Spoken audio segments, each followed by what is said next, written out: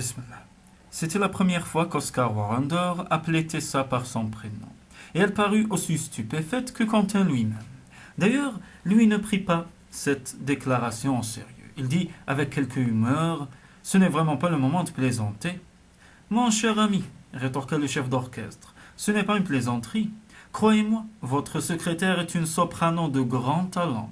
Peut-être pas de classe mondiale, mais elle est excellente et elle pourrait créer une sensation.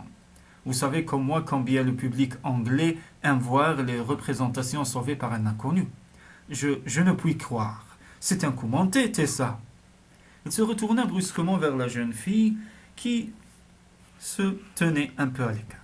Il n'y avait plus d'antipathie glaciale dans son regard, mais une lassitude qui alla droit au cœur de Tessa. « Dites-moi la vérité, reprit-il. Je chante, c'est vrai, avoua-t-elle avec une nuance d'excuse dans la voix. Et M. Warrender a l'indulgence d'affirmer que je m'en sors bien.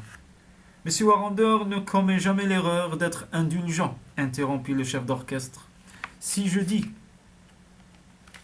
que vous êtes bonne, c'est parce que vous l'êtes. Désirez-vous l'entendre, Quentin ? Eh bien, oui, bien sûr, ici, maintenant. Il semblait ne pas encore y croire tout à fait. Maintenant, mais pas ici. Allons plutôt à la grange. J'aimerais moi aussi l'entendre de nouveau, dans un bon auditorium, après le travail que nous avons fait ensemble. Depuis combien de temps êtes-vous au courant ? Demanda Quentin.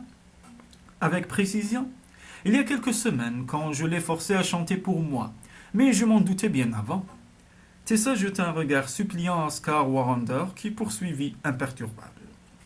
C'est mon sixième sens qui m'a averti. Ils se rendirent à la grange durant le trajet à travers le jardin. Otway n'adressa pas la parole à sa secrétaire. Il marchait dans un silence sceptique, comme s'il croyait encore à une farce. Ils allumèrent la scène, tandis que Tessa et le chef d'orchestre montaient sur le plateau. « Ne soyez pas nerveuse, dit le maître à la jeune fille. Il est intrigué, mais il est parfaitement capable de comprendre votre talent. Comme il est plutôt romantique, la situation va lui plaire énormément. Je ne le crois pas très romantique. Vous me redirez cela quand vous aurez vu l'effet produit sur lui par votre prestation. Ne me quittez pas des yeux, mais chantez vers la salle, qu'il vous entende nettement. » Elle obéit scrupuleusement, étrangement confiante et soutenue par sa technique. Quelque part, sous la voûte sombre, se trouvait l'homme de sa vie. Jamais elle ne lui adresserait les mots d'amour qui lui brûlaient les lèvres. Mais elle pouvait chanter pour lui, et elle allait donner le meilleur d'elle-même. Elle écoutait l'ouverture, puis, sur un coup d'œil du chef d'orchestre, elle entonna son air avec une pureté d'attaque caractéristique de son talent. Elle fut surprise elle-même par la chaleur et la beauté de sa voix qui emplissaient l'auditorium. Ce fut comme si, après des jours de malheur, le destin lui souriait à nouveau. Objectivement, elle était consciente de la perfection de son chant. Quand la dernière note se fut éteinte dans l'obscurité, elle demeura immobile, attendant le verdict. Elle l'entendit s'approcher dans l'ombre, puis il se tint dans le halo de lumière, juste sous la scène, et leva les yeux vers elle. « Incroyable, petite fille, pourquoi au nom du ciel ne m'avez-vous rien dit ?» « Je ne pouvais pas, répondit-elle avec un petit sourire tremblant. Tania devait obtenir cette place dans le festival. Tania ? Un instant, on eût dit qu'il avait oublié l'existence de sa fiancée. À l'audition, vous vous souvenez ? L'audit. Soudain la lumière se fit en lui. C'est vous que nous avons entendu de l'extérieur. Elle hocha la tête. Nous sommes désolés de vous avoir trompé. Mais il était important pour Tania de faire bonne impression. Ensuite, elle pourrait prouver qu'elle était une bonne artiste. À présent, c'est fait. Et elle est très très heureuse. Pour tout, ne vous fâchez pas. Je ne me fâche pas. Non, non, personne n'est contrarié ce soir. Intervint Warrender. Voulez-vous l'écouter dans l'air d'Adalgisa du premier acte ? Oui, dit Quentin comme dans un rêve. Je vais l'entendre chanter n'importe quoi. Il s'assit au premier rang, et elle put suivre les émotions enchantées qui animaient son visage durant son récital. Ce fut sans doute le plus bel instant de la courte vie de Tessa. Alors, dit enfin Oscar Warrender, vous êtes d'accord ? Nous pouvons prendre le risque ? Mon cher ami, en ce qui me concerne, la Peroni peut bien se noyer, répliqua Quentin soudain fort gai et détendu. Non, répondit sèchement le chef d'orchestre, ce serait une grande perte pour le monde artistique. Mais au moins sommes-nous armés contre sa vengeance si elle décide de nous ennuyer. Merci Tessa. Comme Anthea et Quentin montaient sur la scène, Warrender baisa gracieusement la main de la jeune fille. Anthea l'embrassa affectueusement. Tessa croisa le regard de son patron. Est-ce que je risque une gifle si je vous exprime ma gratitude, professionnellement bien sûr? Ne soyez pas stupide. Embrassez-la, s'écria Anthea, elle le mérite. La jeune fille, sans mot dire, s'approchait de lui et leva son visage. Très doucement, il prit sa tête entre ses mains et baisa ses lèvres. Merci, murmura-t-il, mais elle ne savait pas très bien de quoi. Eh bien, c'est parfait, remarqua Oscar. Vous voilà enfin réconciliés tous les deux. Je ne veux plus la trouver en train de pleurer. Les larmes sont nocives pour un artiste, sauf quand elles sont provoquées par un chef d'orchestre justement indigné. J'ignorais ces larmes, dit Quentin. Vous n'aviez pas à le savoir, répondit Tessa avec un petit sourire. C'est fini, à présent. La soirée est également terminée, décréta le chef d'orchestre. Jusqu'à la fin de la semaine, sommeil et repos pour vous. Tessa, ne lui donnez pas trop de travail, Quentin, nous. Elle n'aura rien à faire. Mais la jeune fille protestait et expliquait qu'elle devait s'occuper pour ne pas être nerveuse. Parfait. Pour l'instant, nous gardons notre secret, n'est-ce pas? La Peroni peut encore revenir, ne l'oubliez pas. Quentin fit une grimace. Combien de temps lui donnons-nous? J'ai eu son impresario au téléphone tout à l'heure. Il paraît que l'on ne peut pas la rejoindre. Jusqu'au matin du récital. Si elle n'est pas là pour la dernière répétition, Tessa prendra sa place. Trop tard pour changer le programme. Inutile d'imprimer quoi que ce soit, je ferai moi-même l'annonce avant la séance. Et les gens qui désireront être remboursés, pourquoi le voudraient-ils? C'est avant tout un concert instrumental. Et sous quelle direction? Si le soliste indisposé à la dernière minute est remplacé par une découverte sensationnelle, le public en aura pour son argent, je vous le promets. Vous avez sûrement raison, déclara Quentin avec son délicieux sourire un peu enfantin, pourvu qu'elle ne revienne pas. Ils sortirent ensemble dans le jardin, puis les Warrender quittèrent l'autre couple pour se diriger vers leur appartement. Les jeunes gens marchèrent un moment en silence. « Je voudrais vous comprendre, dit enfin Quentin.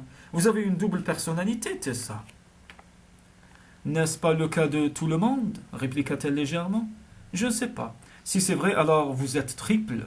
La petite secrétaire effacée et timide. La jeune fille espiègle qui dit les choses les plus horribles.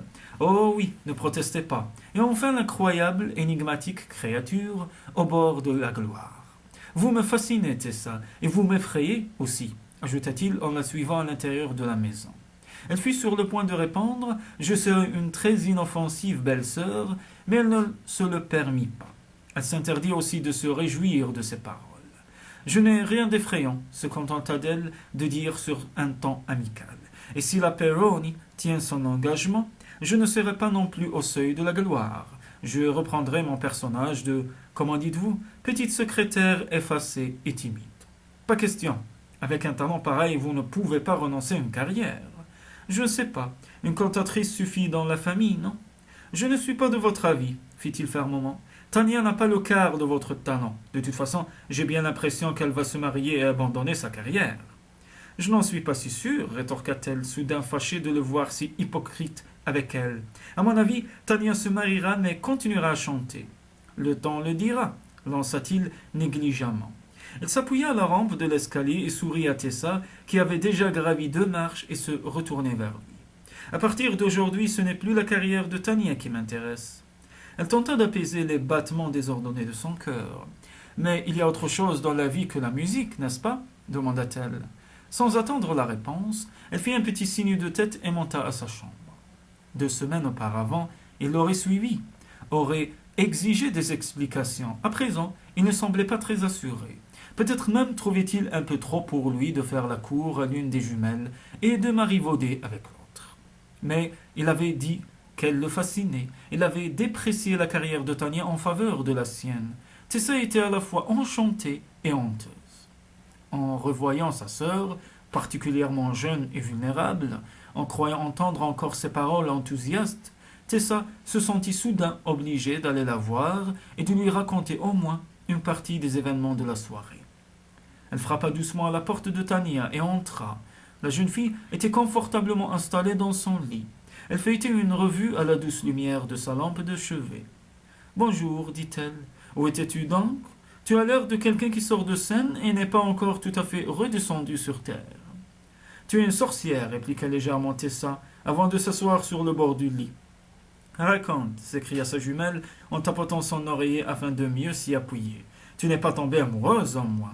Non, j'ai chanté pour Oscar Warrender. Tessa. Colère et inquiétude se mêlaient sur le visage de la jeune fille. Soudain, elle dit lentement, comme si elle venait de faire une découverte. Oh, après tout, je suppose que cela n'a plus d'importance. Il le sait déjà depuis plusieurs semaines, avoua Tessa. Il m'a plu, au moins obligé à reconnaître que je chantais. Vois-tu, il a deviné instantanément qu'il s'agissait de ma voix le jour de... Mais comment s'en est-il douté? Il a tout de suite su que ce n'était pas la tienne, c'était donc moi. C'est un véritable démon, décréta Tania plus admirative que critique. Sans doute, mais c'est un bon démon. Il me fait travailler depuis 2 semaines. Pourquoi? Je sais, cela a l'air d'un ridicule conte de fées, mais il redoutait des problèmes avec la Peroni. Il voulait me garder en réserve. Toi? Répéta Tania stupéfaite. De façon surprenante, elle fut sincèrement ravie. Tess, je n'ai jamais rien entendu de plus merveilleux. Tu dois être bien meilleur que nous ne le supposions. Mon Dieu, quelle histoire! Tessa Morley, ma sœur, à la place de la Peroni. Pas tout à fait, protesta vivement la jeune fille. Je ne la remplace pas, c'est impossible. M. Warrender prévoit plutôt un effet dramatique avec une découverte. Elle raconta dans les détails son aventure à Tania. C'est fabuleux, s'écria celle-ci. Et Quentin? Eh bien justement, fit nerveusement sa sœur, nous avons été obligés de tout lui avouer ce soir. J'ai chanté devant lui dans la grange. Il a été emballé, insista Tania avec un admirable désintéressement. Eh bien en fait oui. Je suis navré, Tania, il a fallu lui révéler aussi la supercherie du jour de l'audition. C'est pourquoi j'ai voulu venir t'en parler. J'ai un peu l'impression de t'avoir trahi. Mais ma chérie, cela n'a pas la moindre importance. Plus maintenant. J'ai eu ma chance, j'ai obtenu un certain succès dans le rôle de Despina. Tout le monde se moque à présent de connaître l'origine de l'affaire. Je ne pensais pas aux autres, mais à Quentin, que tu aies pu le tromper même infiniment. Mais cela non plus n'a plus d'importance, c'est dérisoire, comparé à ce qui s'est passé depuis, déclara-t-elle avec un petit rire joyeux et confiant. Il ne peut plus m'en vouloir pour une telle bagatelle, et s'il m'en tenait rancune, je saurais exactement que faire. Cela devait être merveilleux de pouvoir être ainsi sûr de Quentin Otway, se dit Tessa. Elle parvint à sourire à sa sœur. Tu as l'air vraiment heureuse ces jours-ci, ma chérie. Oh oui, quand le plus important va bien, les petites peurs, les petits doutes n'existent plus. Mais par pure curiosité, comment a-t-il pris cela? Très bien, il n'était pas du tout en colère, plutôt intrigué, et sans doute bien soulagé. Il devait être complètement déprimé à l'idée que la Peroni ne viendrait pas. Je ne dirais pas que M. Warrender puisse être déprimé, rectifia Tessa. Il devait simplement être anxieux avant d'arriver à ses fins avec moi. Que chanteras-tu au fait? Tessa le lui dit, et Tania poussa un petit cri d'inquiétude et de ravissement mêlé. Les airs même qu'elle devait interpréter. Mon Dieu, chérie, je ne t'ai jamais connu si sûre de toi. M. Warrender l'a ordonné. Je dois obéir ou mourir, plaisanta la jeune fille. Eh bien, si tu obtiens un succès, la Peroni t'étranglera. De ses propres mains, rétorqua sa sœur joyeusement. En tout cas, elle essaiera. J'espère que non, déclara Tessa avant de se relever pour regagner sa chambre. Un peu plus tard, en se déshabillant, elle repensa aux paroles de sa sœur. Par tempérament, Tessa était bien la dernière à désirer provoquer l'animosité de la Peroni. Mais le hasard en avait décidé autrement, et elle était étonnée de constater qu'elle n'était pas du tout indifférente à ce défi. Au contraire, pour la première fois de sa vie, elle brûlait de l'envie d'occuper le centre de la scène. Jusque-là, elle avait toujours été spectatrice. Soudain, on lui offrait la vedette. Elle aurait dû être glacée de terreur. Sans doute l'avait-elle été au tout premier instant. Mais à présent, elle était envahie par une vague de joie et de détermination. Et cela n'avait pas grand-chose à voir avec son ambition personnelle, ni son désir d'aider Oscar et Anthea. Elle tenait par-dessus tout à effacer de l'esprit de son patron l'image falote qu'il avait d'elle. Elle avait eu d'abord quelques scrupules vis-à-vis de Tania, mais celle-ci avait une telle confiance en elle, en son amour. Tessa, une seule fois dans sa vie, étonnerait Quentin, exigerait chaque fraction de son admiration stupéfaite.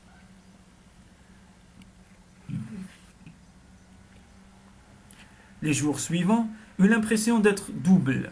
Elle poursuivait sa tâche avec son patron, sans se soucier des regards amusés, troublés, intrigués, parfois qui lui jetaient, mais elle travaillait également avec Oscar Warrender pour le cas où le silence de la Peroni durerait. Des bruits couraient, on affirmait avec autant de conviction que la cantatrice ne reviendrait pas et qu'elle était en route pour l'Angleterre. Certains racontaient même qu'Oscar Warrender préparait une sensationnelle surprise.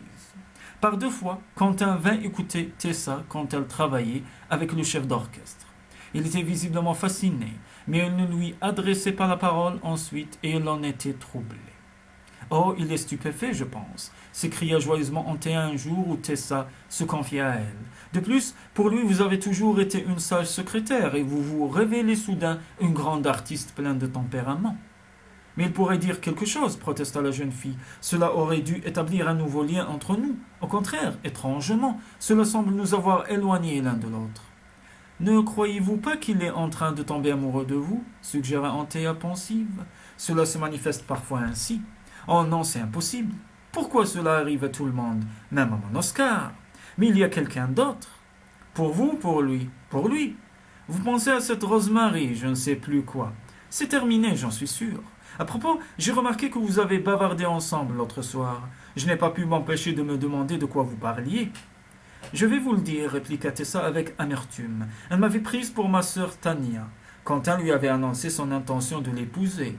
Elle tenait à me donner quelques conseils et m'a affirmé qu'elle comprenait parfaitement notre désir de tenir notre idylle provisoirement secrète. Mon Dieu, et c'est vrai? Bien sûr. Vous en avez parlé à Tania?